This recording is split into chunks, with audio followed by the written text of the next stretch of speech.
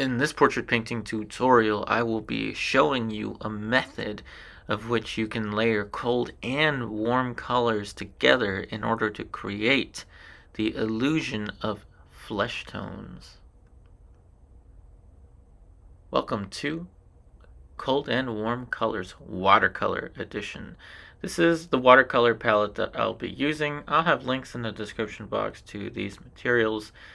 Beforehand, we do have a pencil drawing.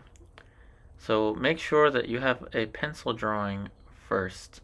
We're going to go in with the green shadows. So these green shadows are going to be a mixture of yellow, ochre, and sap green.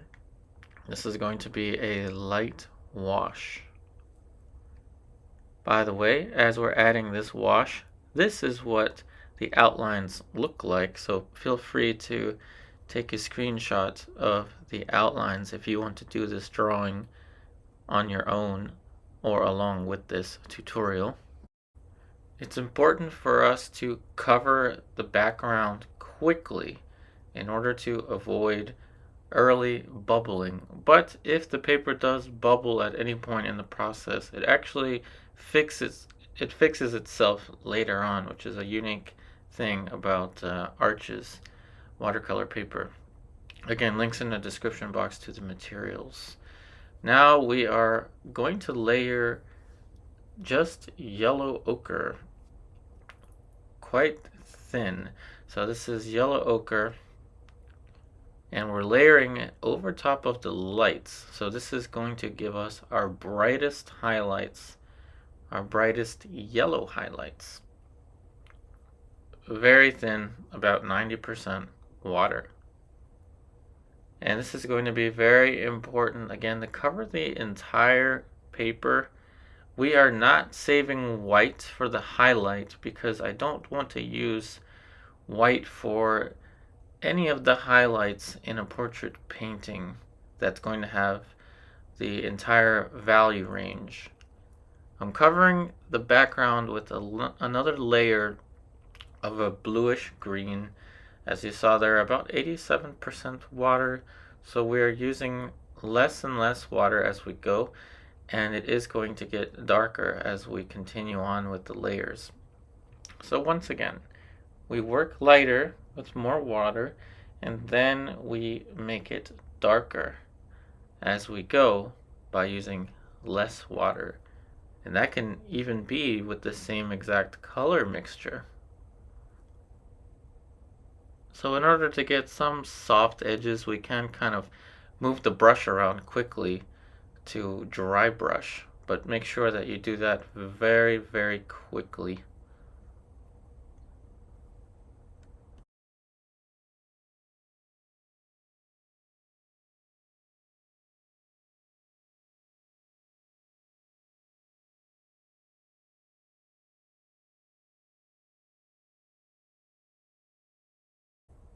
Now you want to let it dry for just a few minutes before adding the next layer. Now we're going to paint the warm tone, which is a yellow ochre burnt sienna mix. Remember to always build the light values first and go progressively darker, and progressively decrease the amount of water that you use as you continue to build your layers. Now we extend the warmer tones out towards the light, following the big planes of the face, so that what we used in the shadow we used in the light, because the light will look lighter. And make sure to preserve the original light from that first wash on the forehead, the nose, and right above the mouth, and on the frontal plane of the chin. Now we're going to go back into the background with less water and more of a blue-green, closer to the green. And now we're going to layer a burnt sienna mixture on top of that blue. that we already had on the palette. So safe to say it's burnt sienna and ultramarine blue, but mostly burnt sienna.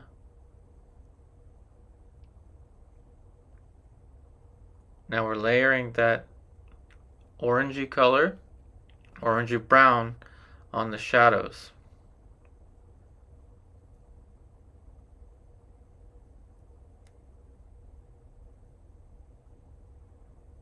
Now you see the light and shadow starting to take place, and we dry brushed a little bit to soften that edge. Not too much, but just a little bit to get a soft touch.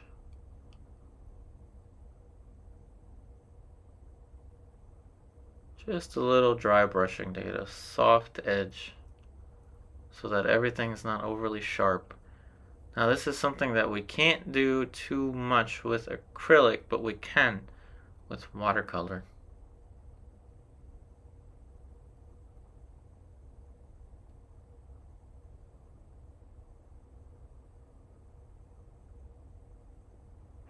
And now we're going in with ultramarine blue, burnt sienna, and some sap green. This is going to be the part where we layer the cool colors over top of the warm colors in the small planes. So in the small planes, we will also layer cool colors and then paint warm colors over top of the cool colors. So as I develop these shapes, I want to explain why this works in watercolor. This is going to be very important. So remember that the first layer was cool, and then we added the warm over the cool. Well, the warm over the cool neutralizes to create a skin tone. And if you repeat the process, you continue to create more and more translucent, beautiful layers of skin tone. And you can even do that in the small planes. Use a blow dryer, as you see there, in between sessions to make the paint dry even faster. And now we're going to apply a light touch. Here's where the pressure of the brush matters.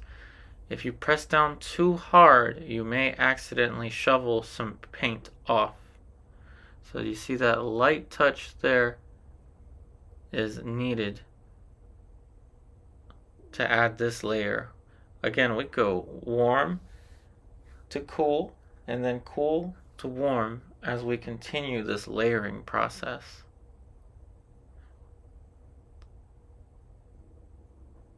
And now we're going to add some burnt sienna on the cheekbone.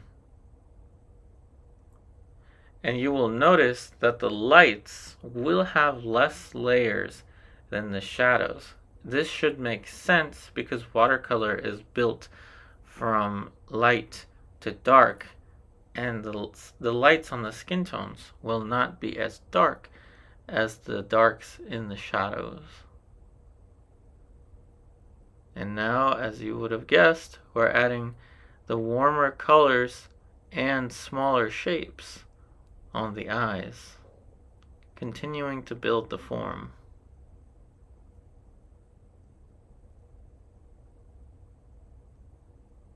At any point in this video, feel free to pause it and use it to paint along with me.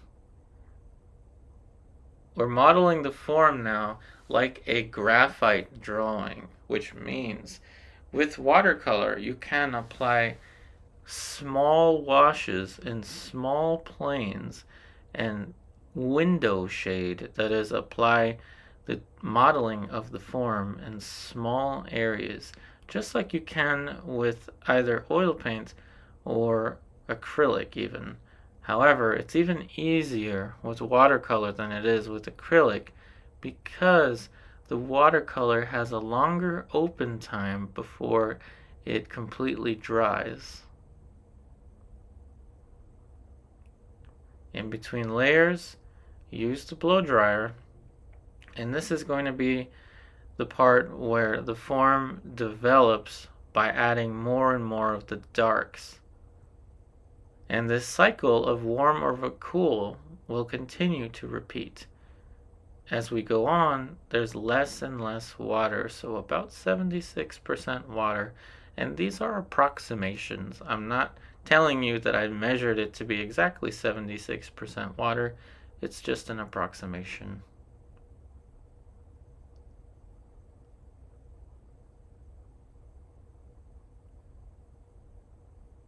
And now the darks are getting really dark.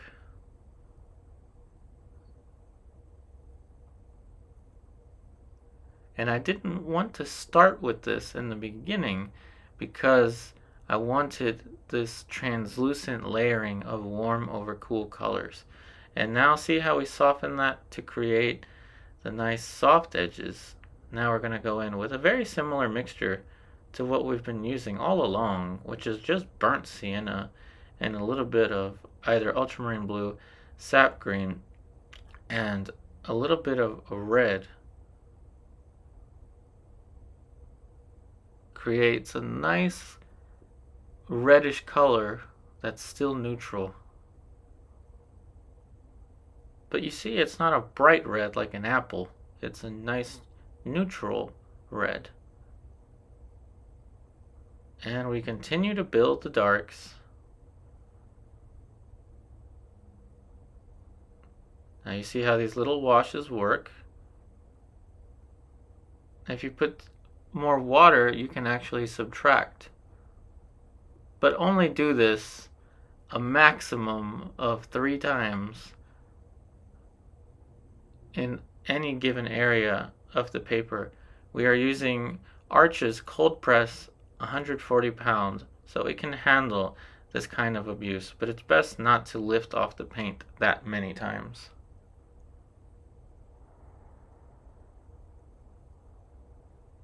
But always know that that option is available.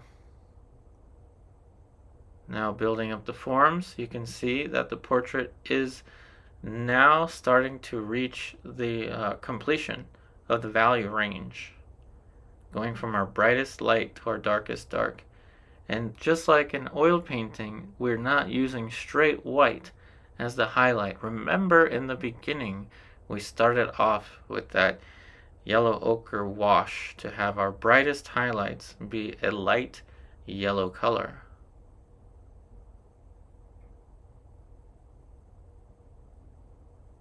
And this is a method that you can use at home to create beautiful skin tones, no matter what the skin complexion.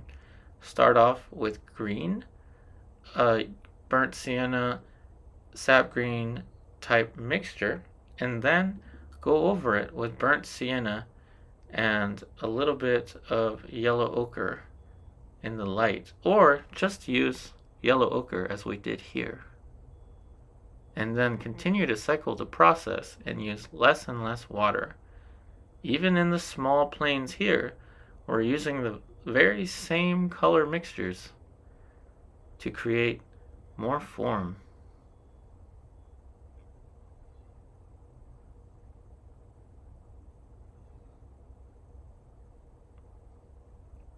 And please don't worry about any photo reference for this painting. Use the finished painting, or even stop the video at any part that you want.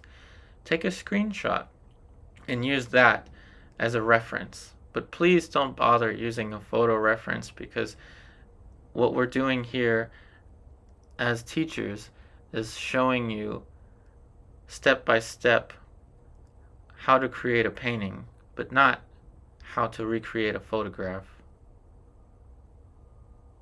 Now we added the thickest paint to the shadow side, which is yellow ochre with a mixture of sap green.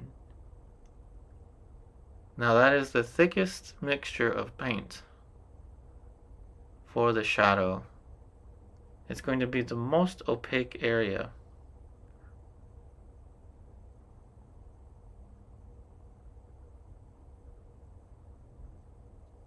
And the same goes with the background. But you don't want to start with this. You want to have at least 4 or 5 different layers down on the paper first.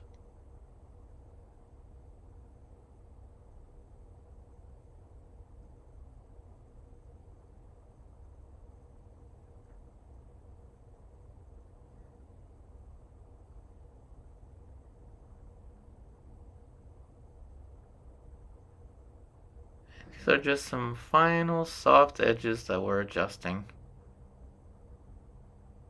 But once again, take all the time that you need, and remember, layer lighter first and then build your darks with watercolor, and then increase the thickness of the paint as you increase the number of layers.